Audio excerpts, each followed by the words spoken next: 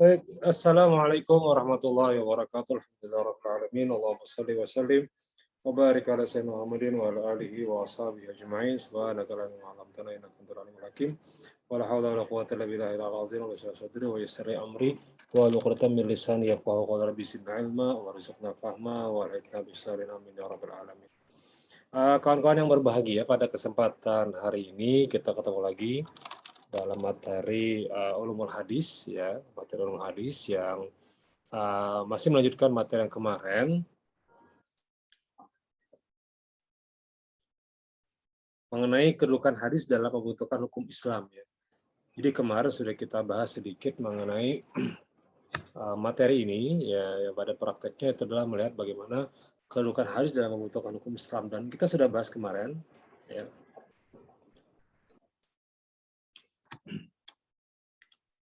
Sedikit mengulang supaya kawan-kawan jangan terlalu jauh, bahwa tema yang kemarin itu pendudukan hadis bagian pertama, ya. Jadi bagaimana pertama posisi hadis, dalil hukum, dan hubungannya dengan Al-Quran. Jadi minggu kemarin itu membahas bagaimana posisi hadis terhadap hukum Islam atau pembentukan hukum atau menjadi sebuah dalil hukum, dan bagaimana hubungannya dengan Al-Quran. Bagaimana posisi Al-Quran dan hadis atau sebaliknya hadis dengan Al-Quran. Sudah kita bahas semalam, kemudian sudah pian catat juga ringkasannya, resumennya, ya.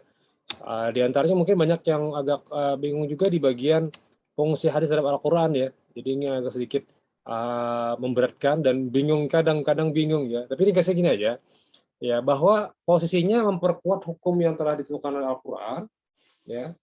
Jadi kalau memang kadang-kadang lupa dengan bayan, takrir, dan sebagainya, fokus di sini, ya. 1, 2, dan 3. Memperkuat, ingat ya, memperkuat hukum. Kedua, rincikan. Ketiga, hukum yang belum didapati dalam Al-Quran secara detail. Biasanya kayak bayi tabung tuh, nah kemarin ya.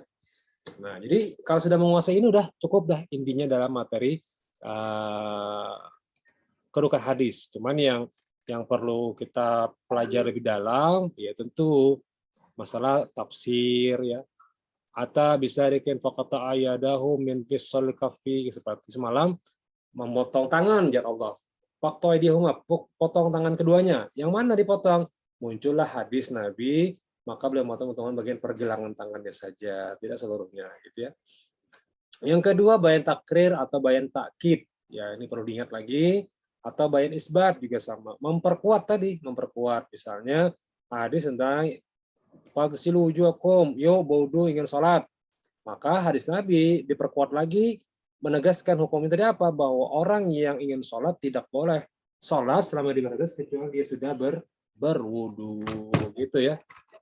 Nah,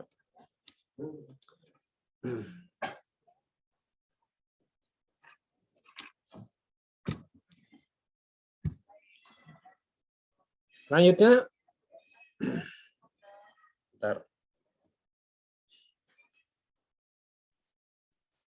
bayan tasyri' polanya masalah zakat, ya, zakat. Kemudian dijelaskan hukumnya yang disinggung secara detail oleh Al-Quran, maka muncullah zakat fitrah kepada orang-orang yang misalnya dengan kita di Indonesia menggunakan beras, padahal di sana waktu itu adalah kurma dan gandum. Jadi pokok-pokoknya, ya. Adapun bayan nasakh, ini contohnya cuma simpel saja, sangat sedikit mungkin, ya. Ya, contohnya adalah tidak ada wasiat bagi orang waris, ya. Karena dari ayat pertama dulu di Al-Quran disebutkan Al-Baqarah 180 wasiat itu ada, ya. Tapi ketika ada hadis lagi dinasakh atau dihapus ayat ini dan dijadikanlah wasiat itu bagi orang yang tidak memiliki waris. Ya, itu ya. Ini yang kemarin ada 4. Sekarang kita lanjutkan bagian 2. Kedudukan hadis dalam membentukkan hukum Islam dalam kedudukan akal sekarang. Ya. Posisi akal, baik kita sekedar mengulang sedikit, ya. Akal dalam bahasa Arabnya, aklun, ini adalah pola yang memiliki sebuah pemahaman, ya. Fahmun. Nah, ketika sebuah kata aklun dengan fahmun itu digabungkan, maka dua pemahaman ini menjadi sebuah prinsip dalam memahami sumber Al-Quran dan hadis, ya. Jadi akal dan paham ini dijadikan sebagai alasan fondasi utama untuk bagaimana kita bisa memahami Al-Quran dan hadis dengan baik dan benar. Karena itu menjadi sebuah referensi bagi umat Islam dalam menentukan hukum sesuai dengan syariat Islam. Silakan pian sekeren cek biar mudah nanti meresumnya ya. Al-Quran sendiri sangat fokus pada persoalan intelek akal dalam setiap Islam ya. Sehingga peradaban muncul dari pemahaman Al-Quran dan hadis juga ya. Jadi kalau kita lihat posisinya tentu dia akan terus mendukung kehidupan kita sehari-hari. Jadi jika ada hadis atau ayat yang bertentangan dengan akal, jadi akal itu harus sejalan dengan Al-Quran dan hadis. Ya. Apakah bisa menjadi versus, Pak? Tidak boleh. Bolehkah Pak kita akali akal ini mengakali Al-Quran? Juga kada boleh. Nanti kita bahas. Ya. Jadi kita hanya turut mengikuti apa yang disebutkan oleh Al-Quran dan Al-Hadis. Ya. Baik. Silakan Anda lihat, catat. Next. Dalilnya, Al-Quran dan hadis merupakan pegangan utama umat Islam. Hal tersebut senada dengan hadis Rasulullah SAW, barang siapa yang berpegang teguh dengan keduanya, maka tidak akan tersesat selamanya. Intaman saktum bi lan tadillu abada. Jadi hadisnya itu. Jadi jangan pernah meninggalkan Al-Quran hadis dalam kehidupan kita di dunia agar tidak tersesat selamanya. Jadi kalau kita bisa memahami dengan pelan-pelan bahwa oh ternyata benar Al-Quran dan hadis itu menjadi sebuah pegangan hidup bagi umat Islam dalam kehidupan sehari-hari. Dan tentu pada prakteknya tidak mungkin bertentangan dengan fitrah manusia. Ya. Hadisnya telah aku tinggalkan untuk kalian dua perkara di mana kalian tidak akan pernah tersesat selamanya, yaitu Al-Quran dan Sunnah Nabi. Ini dalilnya bahwa dua perkara ini menjadi dalil untuk dipegang selamanya, yaitu Al-Quran dan Sunnah Rasul. Yang disebut dengan nanti ada pemahaman Al-Quran, hadis, muncullah karena manhaj. Ya. Manhaj ini ada cara. Ya. Muncul karena adalah mazhab. Ya. Jadi manhajnya apa? Ya pasti sama semua.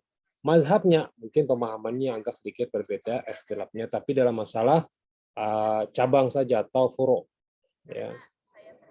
Karena kalau masalah asal tidak ada. Misalnya sholat subuh 2 rakaat, ya sudah, jadi apa-apa lagi nih, tidak boleh ikhtilaf. Sholat zuhur 4 rakaat, sudah, jangan diikhtilaf lagi, semuanya sama. Tapi kalau masalah bismillahnya, masalah kunutnya, masalah bacaan yang sunnahnya, itu ada beberapa ikhtilaf. Takbirnya bagaimana? Karena yang asalnya adalah mengucapkan Allahu Akbar. Asalnya apa? Fatihah. Nah, masalah surah, masalah sebagainya itu adalah masalah usul, apa masalah furu' atau cabang. Nah, yang cabang inilah yang boleh dijadikan sebagai kajian-kajian yang sifatnya ikhtilaf ulama atau ikhtilaf mazhab arba'ah. Ya. Baik, silakan. Kita lihat dari hadis sebagai referensi utama dalam memahami kehidupan kita sehari-hari, termasuk juga dalam Al-Quran. Ya. Anjuran Al-Quran kepada umat Islam yang melakukan Iqra ini terbukti dari mana? Nah, terjadinya revolusi pemikiran. Nah, jadi gara-gara ada kalimat Iqra ini, maka semua umat Islam berusaha maksimal untuk terus berkembang berdasarkan dari tuntunan Al-Quran dan As-Sunnah. Ya. Yang mungkin dulunya terkebelakang dan tertinggal, ya. Dan sekarang sudah menjadi garis terdepan dalam peradaban. Makanya kalau kita melihat Al-Farabi, banyak para ahli-ahli matematika, sains, semua itu dari bangsa Muslim atau orang Islam. Ya. Cuman akhirnya banyak diklaim oleh orang-orang lain saja. Ya.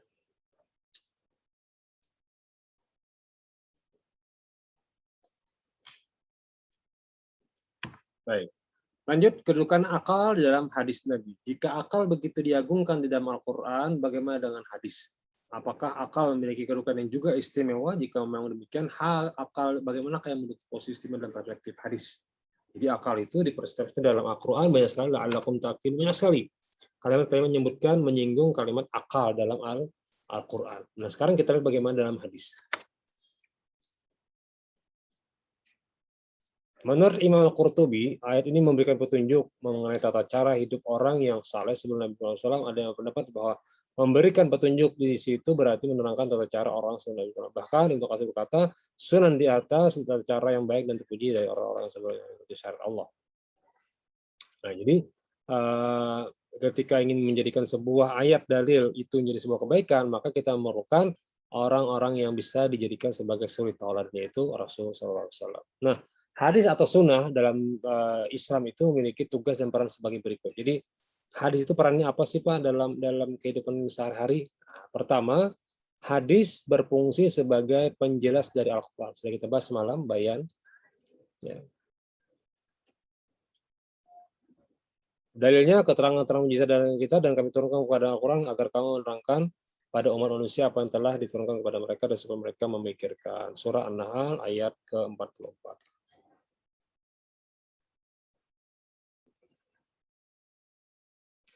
Yang kedua, Rasulullah merupakan suri tauladan baik yang wajib dicontoh setiap umat Islam. Jadi setiap perkataan Nabi, perbuatan, bahkan takrir atau sifat yang dilakukan oleh Nabi itu menjadi suri tauladan, menjadi contoh bagi umat Islam seluruh dunia. Ya, tidak ada. Ya, mulai dari bangun guring sampai guring lagi semua ada hadisnya dan bisa kita lakukan. Sesungguhnya telah ada pada diri Rasulullah SAW suri tauladan yang baik bagimu, yaitu orang yang mengharap rahmat Allah dan kedatangan hari kiamat, dan dia banyak menyebut Allah.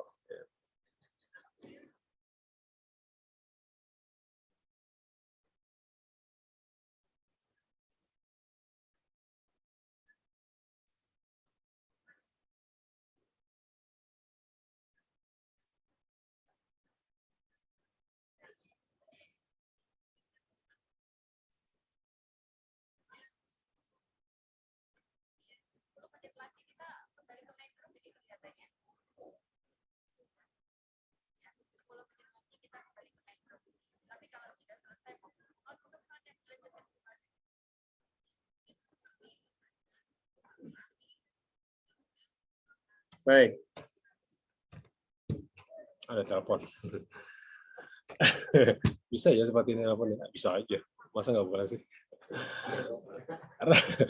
Kemudian Rasulullah SAW wajib ditaati. Tadi sudah kalimatnya adalah wajib dipelajari, kemudian adalah wajib ditaati. Ya, ya, jadi amanu ati Allah ati Rasul amar minggu fa tanazatu bi syai'in satu sampai akhir. Fa in tanazatu bi syai'in farudhi lillahi wa rasul. Hai orang yang beriman, taatilah kepada Allah dan Rasulnya dan ulul amri yang kamu. Kemudian jika kamu berlainan pendapat tentang sesuatu, maka kembalikanlah yang kepada Allah. Nah, jadi jika terjadi perdebatan yang berbeda, kembalikanlah kepada Al-Quran dan Sunnah. Ya. Bentar.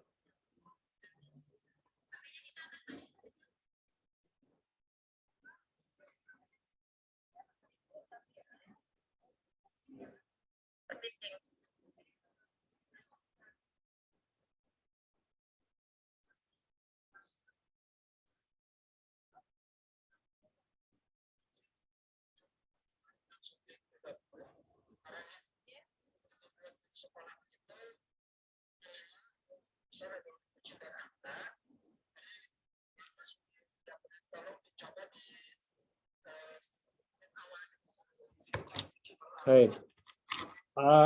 Rasulullah SAW punya wewenang untuk membuat sesuatu aturan. Ya, jadi karena berdasarkan dari hadis Nabi, maka itulah aturan yang kita ikuti dari petunjuk dari Rasulullah SAW. Artinya tidaklah Allah itu menurut Rasulullah SAW kecuali apa yang disampaikan Rasulullah itu juga bagian daripada wahyu. Makanya hadis seperti yang kita pahami di awal-awal kemarin setiap perkataan, perbuatan atau ketetapan dari Nabi yang sifatnya setelah diangkat jadi Rasul, maka itu disebut dengan hadis Nabi.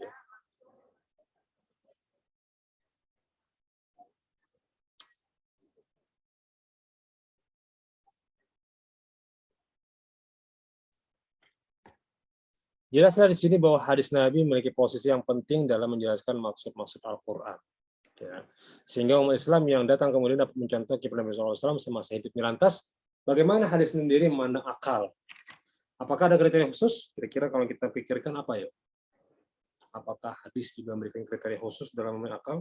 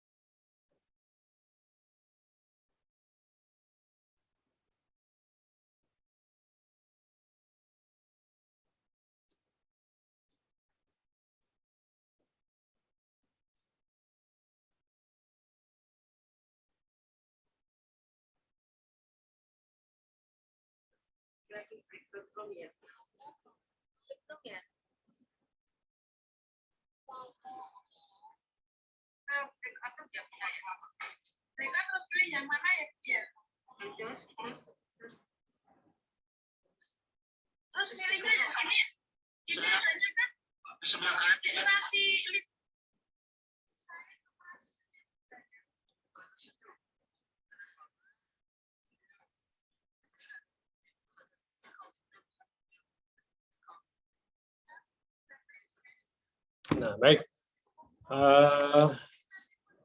Pola penggunaannya begini. Pola penggunaan akal dalam memahami hadis Nabi.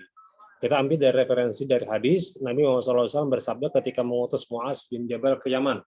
Ini mungkin masyhur hadisnya untuk hadis ijtihad.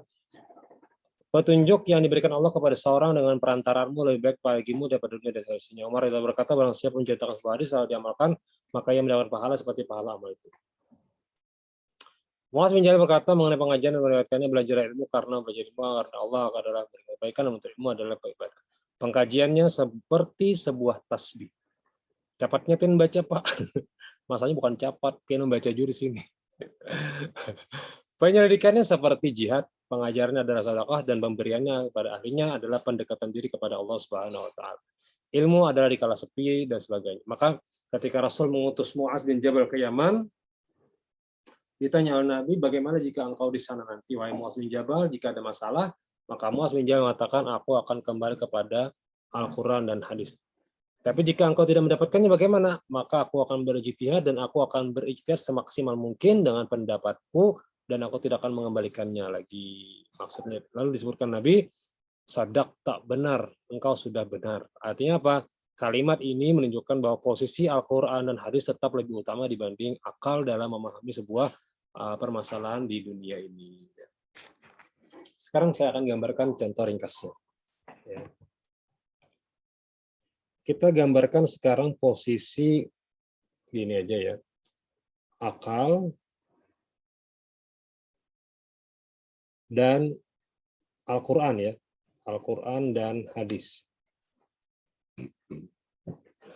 Bagaimanakah posisi Al-Quran, hadis terhadap akal manusia? Contoh, jika Al-Quran mengatakan janganlah engkau mendekati zina. Nabi juga mengatakan zina perbuatan yang haram. Apa yang dilakukan oleh akal? Ya, jawabannya adalah mengikutinya.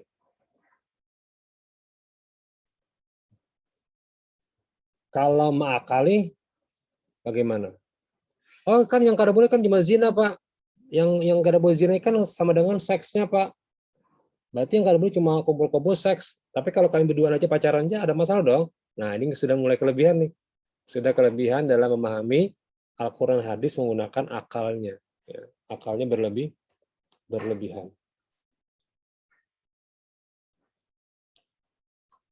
Ya, akalnya berlebihan. Jadi gambarnya gini, kalau kita bisa gambarkan, akal, Al-Quran, dan hadis, ini posisinya lebih tinggi dibanding akal. Jadi apa saja yang datang dari Al-Quran, hadis, akal menerimanya.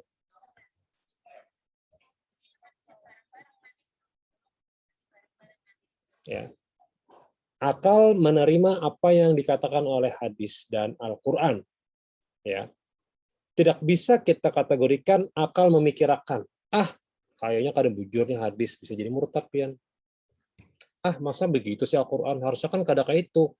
Poligami itu kan menganggap perempuan itu jadi akhirnya terkriminalisasikan. Bukan masalah itunya, tapi posisi kita yang menerima apa ujar Allah. Jika engkau kada sanggup, cukup satu aja. Itu kan jelas. Jika engkau tidak sanggup, cukup satu. Bukan masalah poligami itu dianjurkan, tidak. Tapi ada aturan yang harus ditaati. Ini gambaran pertama. Gambaran kedua, bagaimana jika posisi akal itu di atas akal, di atas dan di bawahnya ada Al-Quran dan hadis. Apa yang terjadi? Maka dia akan memikirkan berbagai cara, bahasa Banjarnya mengakali. Maka dia akan mengakali kayak apa caranya Al-Quran hadis itu bisa dipikirkan sesuai dengan kehendaknya. Nah, kehendak akal. Maka jawabannya tidak boleh. Jangan sampai keluar daripada koridor bahwa akal boleh digunakan untuk memahami Al-Quran hadis, tapi posisinya hanya sebatas menerima. Ya, contoh satu, contoh dua. Sekarang contoh yang ketiga adalah posisi di mana akal sama dengan Al-Quran dan hadis. Posisinya sama rata, tidak tinggi dan tidak rendah. Apa yang terjadi? Ya, apa yang terjadi? Maka prosesnya ketika akal memahami Al-Quran, iya, tetapi jika Al-Quran memahami ke akal, iya juga, tapi bisa jadi dia berpikir ulang. Apa berpikir ulangnya, Pak? Ya, kalau kada boleh zina, boleh dong kalau suka sama suka. Nah, atau kalau kada boleh zina, oleh dong kita zina, tapi caranya kawin dulu deh.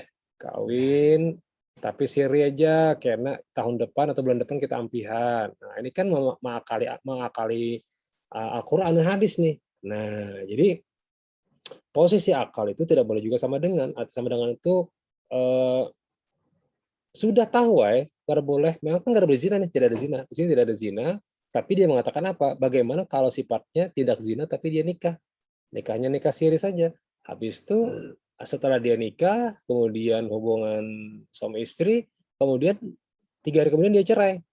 Kenapa? Memang kesepakatannya. Yang penting kita ini jangan berzina aja. Nah, ini mulai mengakali nih. Mengakali hukum. Tidak boleh. Karena tujuan pernikahan itu sifatnya adalah selamanya atau abadi. Ada 3 contoh, 1, 2, dan 3. Silakan pen komentar di bawah. Berikan 3 contoh tersebut dalam sebuah komentar Anda di bawah. Ya, komentar Anda di bawah. Komentarnya apa, Pak? Komentarnya yang sifatnya logika akal manusia boleh, logika biasa boleh, atau mencontohkan dalam kehidupan sehari-hari boleh saja. Misalnya, ujar Al-Quran kada boleh ini, nah, akal mengikuti saja. Nah, itu boleh saja. Ujar Al-Quran kada boleh mencuri, ujar akal boleh, hai kalau terpaksa. Nomor 2. Nomor 3, kada boleh mencuri, boleh kalau lah untuk disumbangkan ke masjid. Nah, itu ngarannya makal. 3 contoh dari kata kunci mencuri misalnya, ya. Mencuri. Al-Quran mengatakan dilarang mencuri, hadis juga mengatakan dilarang mencuri. Lalu contoh pertama apa tadi? Al-Quran mengatakan dilarang mencuri, jar akal apa? Iya, ulun tidak akan mencuri selamanya. Yang kedua, Al-Quran mengatakan jangan mencuri, jar akal? Iya, kalau terpaksa kan boleh aja, jar. Pada daripada mati kelaparan, jangan mencuri gitu orang hajar. Nah, ini sudah mulai mengakali. Jadi mencari cara supaya menjadi halal. Yang asalnya haram menjadi halal. Ya, yang namanya bunga itu kan bisa jadi dihalalkan. Mana ada? Ya, yang namanya ya yang sifatnya haram dipikirkan cara supaya halal. Ya. Khamar haram. Ya kalau terpaksa kan di musim dingin kan kada kawan nih, paksa harus yang minum khamar supaya panas awak. Ya diminumlah mabuk sampai teler. Tidak bisa. Kenapa? Karena dia mengakali Al-Quran hadis. Nah, tapi kalau sifatnya seperti ini, dicari caranya. Ya, kalau mencuri untuk kebaikan kan boleh dong. Nah, itu kan boleh juga. Tetap saja sifatnya haram itu mencuri, tidak boleh. Akal juga memahaminya harusnya tidak boleh. Tapi kalau dia sejajar akal dengan Al-Quran, dia akan mencari cara supaya bagaimana sifatnya boleh, tapi ya tetap haram juga. Sedikit gini, tapi kusumbangkan bionya ke masjid. Nah, itu udah mulai sama dengan. Tapi saya lebih senang nomor 2 ini saja, 1 dan 2. Jadi contohnya, silakan pian bikin contoh 1 dan nomor 2 ini untuk memahamkan dalam kehidupan pian sehari-hari bagaimana proses contoh Al-Quran dan hadis lebih tinggi terhadap akal atau akal lebih tinggi dibanding Al-Quran dan hadis. Silakan berikan contoh, berikan komentar Anda di bawah ya, sesuai dengan jam pembelajaran kita. Tidak boleh keluar dari jam pembelajaran. Itu bukti bahwa Anda hadir dalam waktu pembelajaran kita ini, kecuali kuota habis ya. Oke, paham sampai sini? Oke. Masih belum paham? Silakan lihat dulu. Jadi ada akal, atau masih bingung? Ulang lagi. Posisi akal di atas ke di bawah? Oh, di atas nih Al-Qur'annya. Kemudian hadisnya di atas juga. Akal di bawah. Berarti jar Allah haram mencuri, maka akal mengatakan iya, ulun akan taat. Haram juga mencuri. Oh, gampang. Yang kedua, akal di atas, Al-Quran hadis di bawah. Bila jar Allah dilarang mencuri, jar akal ya mencuri memang diharamkan, tapi ulun akan mencari halalnya apa? Ulun mencuri karena terpaksa. Ulun mencuri karena pajangan mati misalnya dan sebagainya. Nah, tetap saja hukumnya mencuri ya. Tapi kan pada darurat nggak bisa juga. Konteksnya ya tetapnya nggak boleh. Ya, tetapnya nggak boleh. Maka cari cara supaya jangan mencuri. Ya. Khamar, haram. Ya tetap selamanya haram. Tidak bisa pin akal-akalani. Boleh apa aja minum khamar kalau misalnya lagi musim panas atau musim dingin. Nggak bisa, tetap nggak boleh. Tetap haram hukumnya. Ya. Nggak boleh akal mengakalani. Atau zina haram. Tetap aja selamanya zina haram. Tidak bisa diapa-apain. Ya. Tapi kalau akal, ya zina kan cuma seksnya saja. Seksnya saja. Tapi kalau kada seks kan boleh, ya. Nah, itu sudah mulai mengakali Al-Quran hadis. Maka posisi kita sebagai manusia yang memiliki yang diberikan oleh Allah fitrah, akal dan pemahaman dari awal akal dan paham, maka gunakanlah untuk memahami Al-Quran dan hadis seperti perintah Allah kepada kita atau perintah hadis Nabi kepada kita. Dan yang contoh nomor 3 tidak diberikan contoh di komentar, tapi Anda ingin tahu saja silakan. Bahwa akal sejajar dengan Al-Quran hadis, maka dia akan mencari cara yang asalnya haram menjadi halal, tapi dengan cara yang halal. Contoh zina haram, kemudian dia pikirkan supaya jadi halal, dia nikah siri atau sembunyi-sembunyi. Setelah dia nikahi, berzina atau sudah seks, kemudian besok dia ceraikan. Begitu terus. Ya. Dia datang lagi, ada yang memang ada walinya, ada saksinya, ada penghulu abal-abal semuanya. Dia kawin dengan cara abal-abal, dengan cara itu dia katakan halal. Sementara pada prakteknya dia adalah haram, karena itu melanggar aturan Allah. Ya, baik demikian ya, bisa dipahami. Oke, insya Allah ya, berdoa pada Allah. Lanjut ke nextnya, kayak yang kosong ini karena emang gambar saja. Nah, maka kita berikan catatan kesimpulan. Jika diteliti lebih jauh, posisi akal atau anjuran menggunakan akal dalam hadis memiliki banyak ragam penjelasan. Setidaknya ada 2 kelompok yang pemahamannya menjadi terjadi. Satu, hadis Nabi sangat menganjurkan kita berpikir apa saja. Memang benar, hadis menyuruh kita berpikir, Al-Quran juga gitu. Sampai seorang dikatakan tidak beragama jika kita tidak menggunakan akalnya. Ya benar, orang memiliki akal itu untuk memahami apa yang diminta oleh Al-Quran dan hadis. Ya. Jadi jangan juga kita pasrah sama sekali, tapi memiliki apa yang dikatakan. Yang kedua, hadis lain ada yang mengatakan boleh seseorang berakal, akan tapi harus mempertimbangkannya sampai akal dipakai untuk berpikir tentang zat Allah, karena akal tidak akan sanggup berpikir kenapa langit ini di atas, kenapa kada bertihang, kenapa Allah ini, kenapa jangan. Itu ranah kita kada sampai ke sana. Ranah kita hanya sampai bagian yang sifatnya apa yang disebutkan oleh Al-Quran hadis saja. Tidak menyebutkan kenapa Allah ini, atau sifat 20 dari Asmaul Husna, dari sifat 20 Allah tidak perlu kita komentari, apalagi kita kritiki. Ya. Karena jadi bahan ateis. Wujud artinya ada, mustahil tiada aja. Dalilnya Allah la ilaha samawati wal arda wa ma bainahuma. Ditakuninya di mana aja Allah itu berada aja. Ayo, kamu cari aja. Nah, itu sudah kelebihan menggunakan akal ya. Sehingga yang namanya akal itu polanya disebutkan dalam Al-Qur'an itu hanya ya ayyuhalladzina amanu, pertama iman. Jika kita sudah beriman dengan Al-Qur'an hadis, maka posisinya kita menerima ya.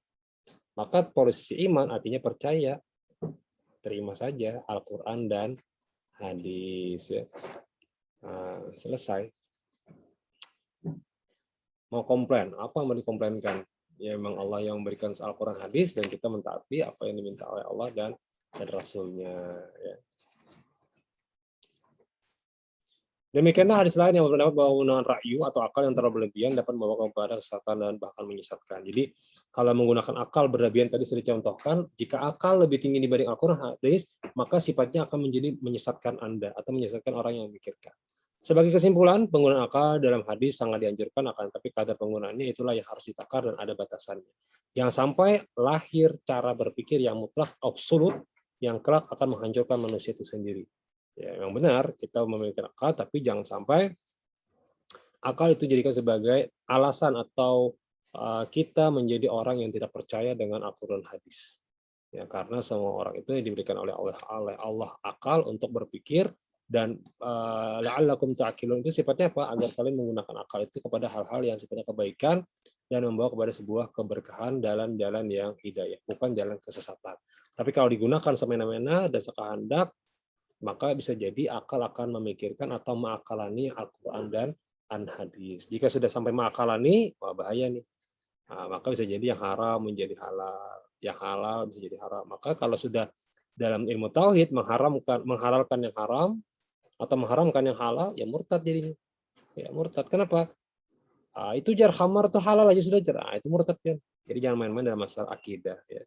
Sembahyang nggak jar, santai. Ya. Tamar sudah sembahyang jar. Berarti murtad kan. Ya. Kalau sudah murtad, udah hilang semua amal ibadahnya. Main Jumat kehajar dijalankan atau di asrama atau di kos, ada wajib lagi sembahyang, murtad langsung. Kenapa? Karena akal berlebihan dalam memahami masalah iman. Ya, cukup terima saja, kerjakan apa yang diminta Allah, ya sholat, puasa ya puasa, zakat ya zakat, kerjakan. Sehingga pada prakteknya itu akan membawa kepada sebuah taufik dan hidayah, tidak akan menjadikan sebuah kesesatan. Demikian cukup. Subhanakallah wa bihamdika, asyhadu an la ilaha illa anta wa astaghfiruka wa atubu ilaik. Karena sudah waktunya sudah habis ya. Terima kasih. Assalamualaikum warahmatullahi wabarakatuh.